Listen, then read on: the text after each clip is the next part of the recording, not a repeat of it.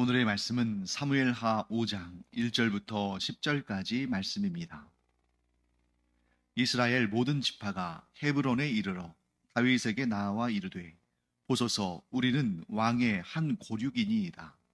전에 곧 사울이 우리의 왕이 되었을 때에도 이스라엘을 거느려 출입하게 하신 분은 왕이시었고 여호와께서도 왕에게 말씀하시기를 내가 내 백성 이스라엘의 목자가 되며 내가 이스라엘의 주권자가 되리라 하셨나이다 하니라. 이에 이스라엘 모든 장로가 헤브론에 이르러 왕에게 나아오매 다윗 왕이 헤브론에서 여호와 앞에 그들과 언약을 맺음에 그들이 다윗에게 기름을 부어 이스라엘 왕으로 삼으니라.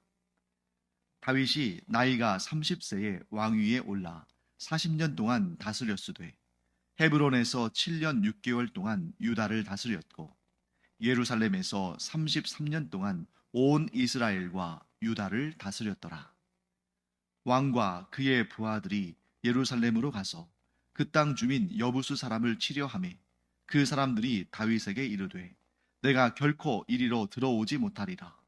맹인과 다리 저는 자라도 너를 물리치리라 하니 그들 생각에는 다윗이 이리로 들어오지 못하리라 함이나 다윗이 시온 산성을 빼앗았으니 이는 다윗 성이더라.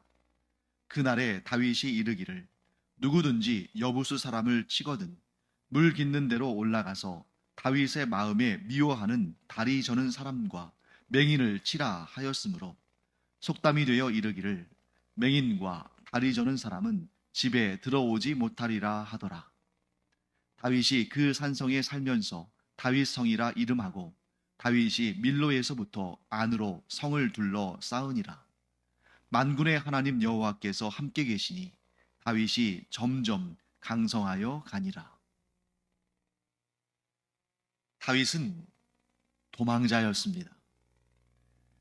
다윗이 이스라엘 전역에 그 누구에게도 의지할 곳이 없어서 심지어 블레셋 땅, 이런 블레셋은 어디예요? 다윗이 죽인 골리앗의 고향이죠. 그러니까 이 블레셋 온 사람들은 다윗을 원수처럼 여깁니다. 그럼에도 불구하고 다윗이 블레셋 땅으로 도망칠 수밖에 없었던 것은 이스라엘에서 그가 어디를 가도 생명을 보존할 수 없었기 때문이죠. 차라리 블레셋의 망명에서 거기에서 도망자로 살아가는 것이 더 안전하다고 생각할 정도로 이스라엘 전체에서 다윗은 그 어디에서도 평안을 구할 수 없는, 곧 샬롬을 찾을 수 없는 그런 사람이었습니다. 그런 오랜 기간의 그 도망자의 생활은 너무나도 고달팠죠. 더군다나 다윗이 그만한 잘못을 했다면 내 죄 때문이다 하고 자책할 수도 있었겠습니다만 우리가 지금 이 성경을 지금까지 쭉 공부하면서 보듯이 이 사무엘 상에서 또 사무엘 하에서 나오는 것처럼 다윗이 자기 자신의 죄로 말미암은 것이 아니라 사울 왕의 증오와 그의 의심 또 그의 미움 이런 것들 때문에 이런 고통을 당하고 있는 것입니다. 이때에 영적인 분별력이 없는 사람이었다면 이 시간을 하나님을 향한 원망과 불평으로 보냈을 겁니다. 이렇게 하나님께 하소연했겠죠. 내가 죄를 지은 것도 아닌데 왜 하나님은 저 악한 사울로 나를 죽이도록 하시는가? 왜 하나님은 저 악인을 살려두시고 왜 죄 없는 나를 이런 고통 가운데에 머물게 하시는가? 왜 도망치게 하시는가? 그렇게 원망할 수도 있었겠죠. 하지만 다윗은 그 시간 내내 오직 하나님만을 섬기고 하나님만을 의지하고 또 그 상황 속에서도 하나님을 찬양하는 하나님께 쓰임받는 그런 인생을 살았습니다. 그 비결이 무엇입니까? 하나님만을 섬기기로 작정한 인생이었죠. 즉 내가 다 이해할 수 없는, 내가 악인에게 쫓기고 어디를 가도 평안을 구할 수 없고 어디를 가도 나를 죽이려는 그런 사람들로 가득 차 있지만 그럼에도 불구하고 나는 하나님만 섬기겠다. 하나님만이 내 생명을 지키시고 하나님만이 내 찬양을 받으실 분이다 하는 그 마음을 끝까지 잃지 않고 그 세월을 견뎌내었습니다. 다윗에게 있어서 그 시간은 버려지는 시간이 아니었습니다. 하나님을 원망한다면 그 시간들이 정말 기억에서 지우고 싶은, 자기의 인생을 좀먹는 그러한 너무나 아깝고 너무나 안타까운 그러한 시간이겠습니다만, 하나님을 의지하고 하나님과 모든 시간, 모든 공간에서 동행하기를 원했던 다윗에게는 그 시간이 버려지는 시간이 아니라 도리어 이스라엘 전체의 왕으로서 준비되어지는 시간이었다. 우리 이렇게 결론을 내릴 수가 있습니다. 자, 그러면 그런 오랜 시간의 도망자의 삶을 마쳤을 때 다윗에게 무엇이 주어졌는지, 그 내용이 오늘 본문에 설명이 됩니다. 왕이 되는 데는 크게 세 가지의 방법이 있습니다. 하나는 왕의 가문에서 출생해서 아버지로부터 왕위를 이어받는 거죠. 두 번째는 사람들을 죽이고 대적들을 물리치고 왕위에 오르는 길입니다. 마지막 세 번째는 사람들이 그에게로 나와서 왕이 되어주시기를 간청하고 추대하는 것입니다. 자, 하나님께서 다윗을 왕으로 삼으신 것은 몇 번째입니까? 세 번째죠. 다윗은 왕의 가문에서 출생한 것이 아닙니다. 첫 번째는 해당되지 않죠. 두 번째, 다윗은 사실 마음 먹었다면 이스라엘 전역을 다니면서 마치 게릴라전을 하듯이 사울의 세력들과 싸워서 승리하고, 또 그 승리한 지역에서 또 사람들을 자기의 세력으로 또 불러들이고 하면서 점점 힘을 키워가면서 무력을 통해서 이스라엘의 왕의 자리에 오를 수도 있었을 겁니다. 그런데 다윗은 그렇게 하지 않았죠. 우리가 이 이전에 아브넬과 다윗이 협상하려 했던 그 이유, 언약을 했던 이유도 사실 동족을 죽이는 그러한 안타까운 일, 그런 끔찍한 일을 경험하지 않기를 원하는 다윗의 그 마음 때문이지 않았습니까? 다윗은 자기가 왕위에 오르겠다고 다른 사람들을, 그것도 동족을 죽이고 학살하는 그런 일을 하지 않았습니다. 그랬더니 오직 하나님만 의지하고 오직 하나님께서 인도하시는 그 길에 순종하며 나아갔더니 하나님께서 어떻게 하셨습니까? 도망자였던 다윗, 그래서 이스라엘 내에서 어디에서도 안전할 수 없었기 때문에 심지어 우상을 섬기는, 그것도 자신이 죽인 골리앗의 고향인 블레셋의 도망자의 신세로 물러날 수밖에 없었던 다윗인데, 자, 지금 오늘 본문에서 어떤 모습이 나옵니까? 이스라엘의 모든 지파들이, 유다 지파뿐만 아니라 이스라엘의 모든 지파, 즉 이스라엘의 12지파 전체가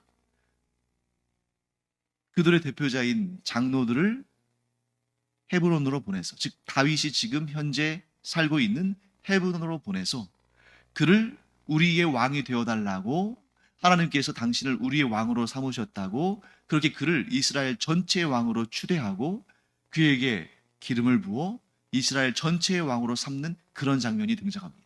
놀랍지 않습니까? 내 힘으로 사람들을 죽이고 무찌르고 대적들을 무찌르고 왕위를 얻은 것도 아니고, 자연스럽게 왕의 집에, 즉 왕의 가문에서 태어나서 왕위를 물려받는 것도 아니고, 다윗은 도망쳤을 뿐인데, 그것도 이스라엘의 대적인 블레셋 땅에 도망쳐서 거기에서 아무 일도 하지 못하고 이스라엘의 왕위를 위해서 어떤 일도 하지 않고 있었는데, 하나님께서 그가, 곧 다윗이 어떠한 상황에서도 하나님을 의지하는, 어떠한 상황에서도 하나님을 원망하지 아니하고 하나님만을 의지하고 하나님만을 높이는 그런 초지일관된 삶을 살아가는 모습을 하나님께서 보시면서 하나님께서 합격 증서를 주신 거죠. 너는 이스라엘의 왕이 될 만하다.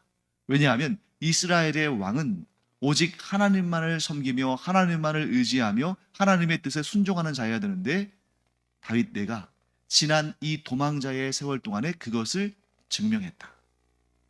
결국 하나님께서는 다윗을 이스라엘 전체의 왕으로 삼으신 것입니다. 다윗은 30세에 이스라엘의 왕이 되었죠. 30세에 유다 지파의 왕이 됐습니다. 30세에서부터 7년 6개월간은 유다 지파, 유다 족속을 다스리는 왕으로 헤브론에서 통치를 했습니다. 그리고 나서 그 이후에 33년 동안 예루살렘에서 온 이스라엘, 곧 유다를 포함한 이스라엘 전체를 다스리는 그러한 왕으로서 사역을 했습니다. 그러니까 다윗의 통치 기간은 40년 6개월이죠. 근데 보통 그냥 간략하게 연수만 따져서 40년이라고 하고 세계사의 연표에 따르면 연대기로 보면 다윗의 재위 기간은 주전 1010년에서 970년 사이다. 이렇게 정리할 수 있습니다. 다윗이 이제 이스라엘 전체의 왕이 되면서 이제 수도를 천거합니다. 수도를 이제 이전하는 거죠. 그런데 이 유다 지역에 있는 헤브론에서 계속 이스라엘 전체를 다스릴 수도 있었겠죠.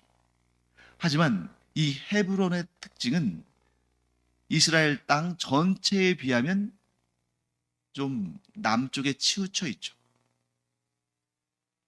그래서 사울왕 때 사울왕은 기브아라는 곳에 거주했는데 거기는 베냐민 지파의 땅이거든요. 이 베냐민 지파의 땅이 갖는 의의는 뭐냐면 남쪽과 북쪽을 연결하는 허리와 같은 역할입니다.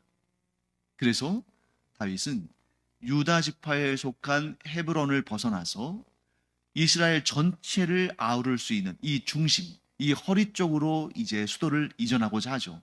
그것이 어디냐면 예루살렘입니다. 예루살렘은 베냐민에 속한 땅이고 그 땅은 천혜의 요새예요.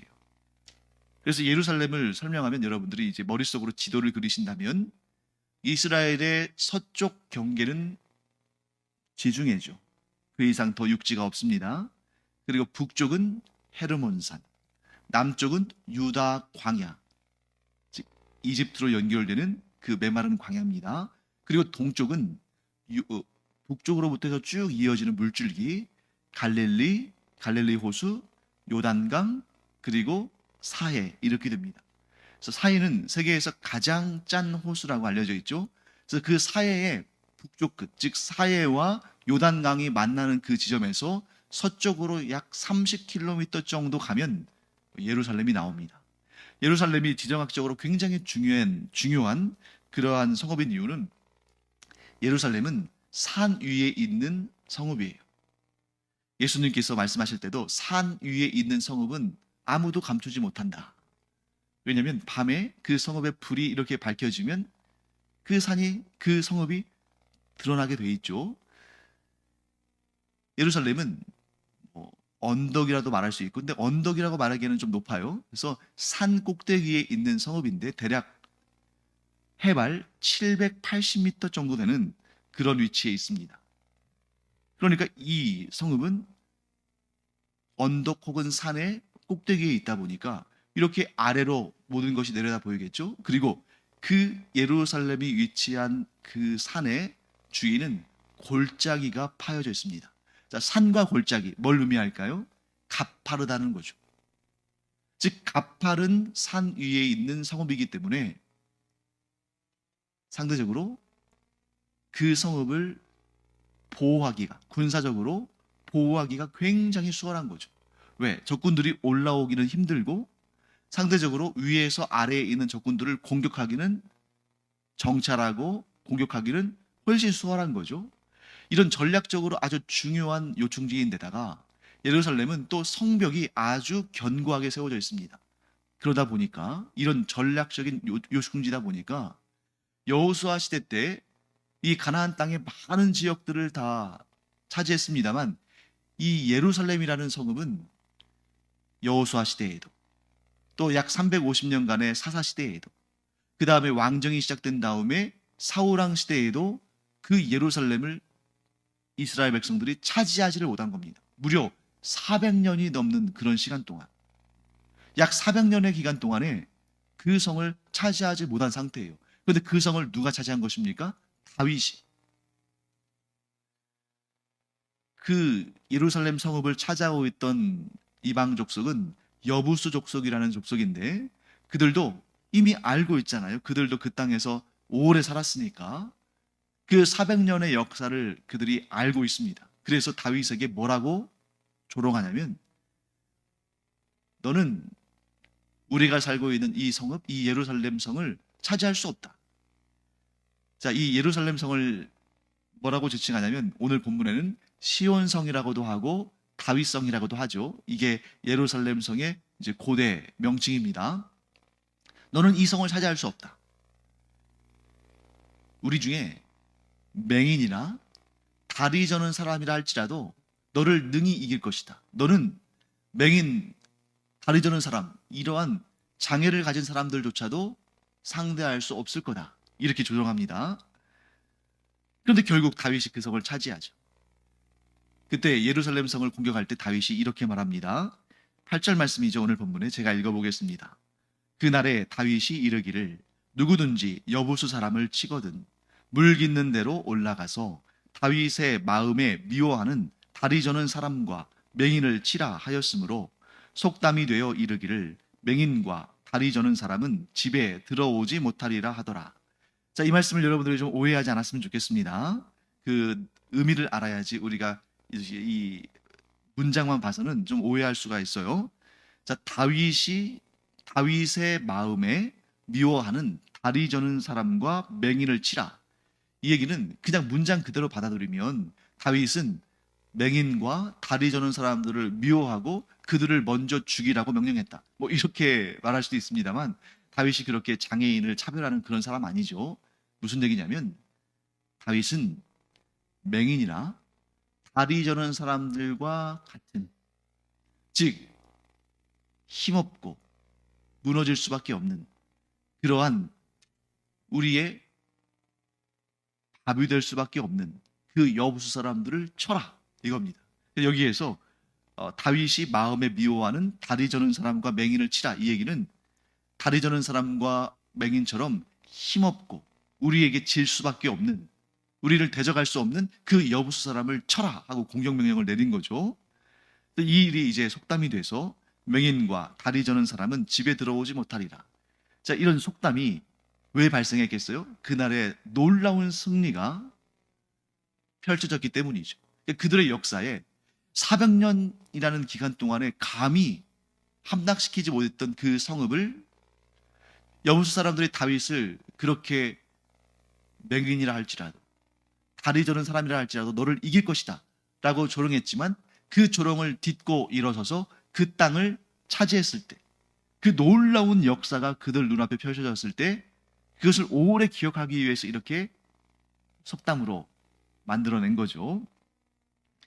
성경은 이런 난공불락의 성읍으로 여겨졌던 이 예루살렘 성을 다윗이 차지한 그 비결을 이렇게 설명합니다. 오늘 본문의 10절 말씀입니다. 만군의 하나님 여호와께서 함께 하시니, 만군의 하나님 여호와께서 함께 계시니 다윗이 점점 강성하여 가니라. 자, 만군의 하나님 여호와께서 다윗과 함께 계시니 다윗이 점점 강성하여 가니라. 이 예루살렘 400년 동안이나 함락시키지 못했던, 하나님께로부터 부여받았으나 하나님께로부터 기업으로 선물을 받았으나 400년 동안 차지하지 못했던 이 땅을 차지한 비결, 이 성읍 예루살렘이라는 성읍을 차지한 비결 뭐예요? 하나님께서 다윗과 함께 하셨기 때문이다. 그러면 이제 우리는 이런 의문을 갖게 되죠. 그러면 왜 하나님께서 다윗과 함께 하셨을까? 여러분 한번 생각해 볼까요? 하나님께서 다윗과 함께 하심으로 다윗이 점점 강해져 가고 이런 400년 동안 차지하지 못했던 예루살렘 성읍을 차지하는 그런 놀라운 성과를 거뒀는데, 그러면 왜 하나님께서는 다윗과 함께 하셨는가? 그 비결은 무엇인가? 우리 이렇게 역으로 생각할 수 있겠죠.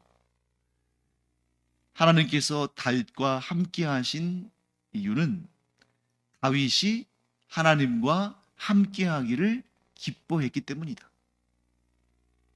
사울과 다윗이 지금 계속 비교되고 있잖아요. 사울이 왕위에서 버림받은 이유는 무엇입니까? 하나님께서 사무엘에게 이렇게 말씀하셨어요. 사울이 돌이켜 나를 버렸으므로 나도 그를 버려 이스라엘의 왕이 되지 못하게 했다. 하나님께서 사울을 버리실 때 뭐라고 말씀하시냐면, 사울이 먼저 나를 버렸기 때문에 나도 그를 버려 이스라엘의 왕이 되지 못하게 했다. 이렇게 말씀하신다는 거예요.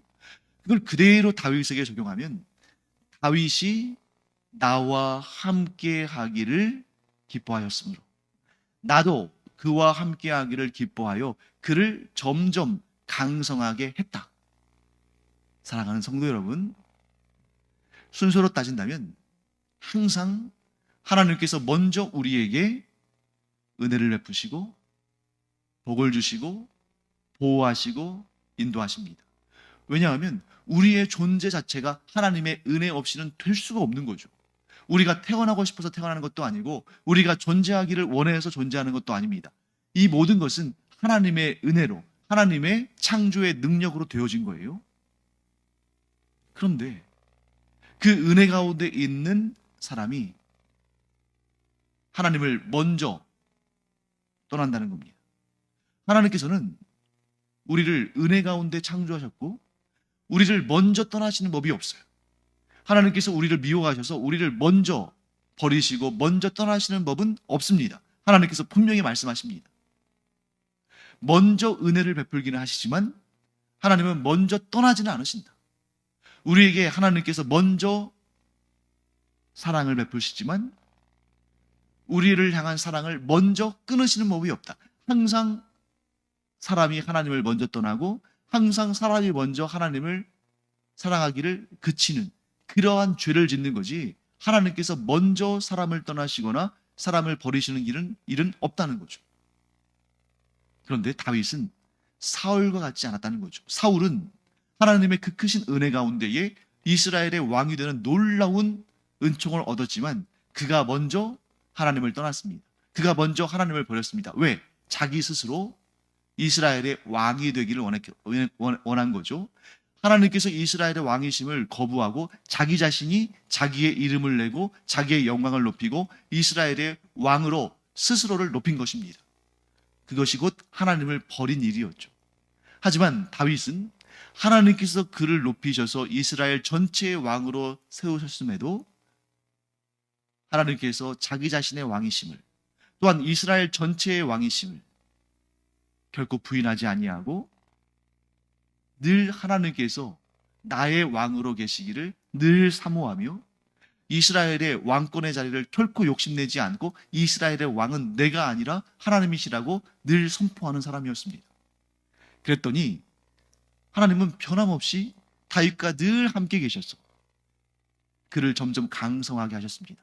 사랑하는 성도 여러분, 우리가 하나님을 떠나지 않는다면 우리는 이미 하나님의 은혜 가운데 거하는데 그 은혜에 자족하고 감사하면서 하나님을 떠나지 아니하고 계속 하나님을 섬기며 산다면 하나님은 먼저 우리를 떠나시는 법이 없으시니까 항상 우리와 함께 계십니다. 그리고 하나님께서 우리와 함께 계실 때에 나타나는 사인은 우리가 점점 더 강성하여지는 거예요. 즉 우리가 하나님의 은혜 가운데 머물며 하나님을 배반치 않으며 하나님을 떠나지 않으며 하나님을 향한 사랑을 먼저 끊지 않는다면 하나님은 결코 우리를 떠나지 않으시고 항상 우리와 함께 계시며 하나님께서 함께 계시는 그런 표시, 하나님께서 우리와 함께 계시는 그런 결과는 우리가 점점 더 강성해지고 점점 더 좋아지고 점점 더 풍성해지고 점점 더 영광이 커져가고 점점 더 잘되는 형통의 복을 누리는 것이다. 사랑하는 성도 여러분, 우리가 사울의 길을 따르지 아니하고 다윗의 길을 따르는 하나님께서 기뻐하시는 사람들 되기를 간절히 축원합니다. 그러면 반드시 하나님께서 우리를 점점 더 강성하고 점점 더 좋게 하시고 점점 더 풍요롭게 하시며 점점 더 은혜가 넘치는 삶을 살게 하실 줄 믿습니다. 기도하겠습니다. 하나님, 다윗이 하나님을 떠나지 아니하고 하나님을 버리지 아니하고 계속해서 하나님만을 섬기며 하나님을 의지하며 살았더니 하나님께서 그를 떠나지 않으시고 그를 더 강성하게 하신 것을 봅니다. 저희들에게도 다윗과 같은 마음을 갖게 하시며 다윗에게 주셨던 은혜들을 저희도 누리게 하여 주시옵소서. 감사드리며 예수님의 이름으로 축복하며 기도합니다. 아멘. 기도하는 시간입니다. 우리가 하나님을 떠나지 않고 하나님을 받들고 산다는 것을 가장 선명하게 보여주는 것 중에 하나가 바로 예배 그리고 기도죠. 이 기도를 통해서 우리가 여전히 하나님을 섬기며 여전히 하나님을 사랑하며 여전히 하나님과 함께 동행함을 여러분들이 확신하시기를 간절히 축원합니다. 기도하겠습니다.